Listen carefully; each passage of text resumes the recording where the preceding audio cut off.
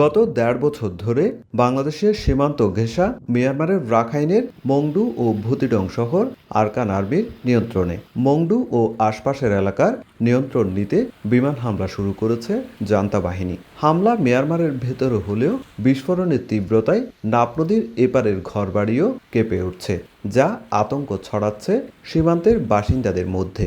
প্রথমে ৫ থেকে ৭টা মতো মারছে বড় অস্ত্র, তারপর দেখা গেছে কি সরা বন্দুক মারছে, ওইখান থেকে যে লাইটের ফোকাস দেখা গেছে। ৭-৮টা মোটর শেলের শব্দ শুনতে পাই। টেকনাফে আবারও বাসা বাড়ি কেঁপে উঠছে। বিকট আওয়াজ আমরা নদীর এপারেও পাচ্ছি।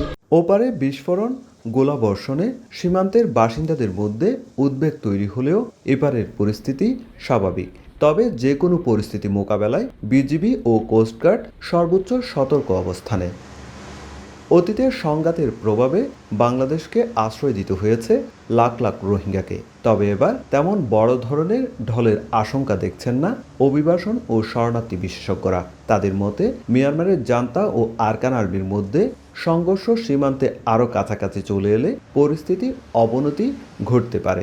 যদি রোহিঙ্গারা এখানে আসার সম্ভাবনা থাকে, সেটার কারণে আগাম তথ্য নিশ্চয়ই সরকারের কাছে থাকতে পারে, এবং বিশেষ করে আমাদের যে গোয়েন্দা সংস্থা এবং নিরাপত্তা বাহিনীরা আছে, সেটার একটা আগাম প্রস্তুতি।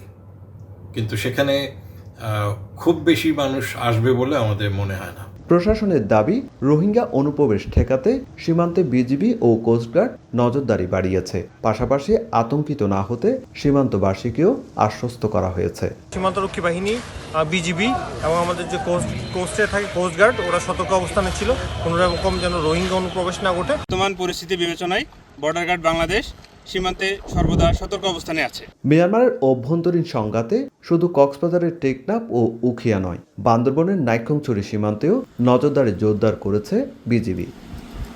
সুজাউদ্দিন রুবেল, সময় সংবাদ, কক্সবাজার। এক মিষ্টি সকাল, কানে কানে কিছু গুনগুনিয়ে বলে যায়, কাছে আয় ভেসে যায় হাজার ফুলের ঠিকানায়, ছুঁয়ে দিয়ে ডুবে যায় সুগন্ধে সেই সীমানা। তিব্বত লাক্সারি সো, বাংলাদেশের রূপ।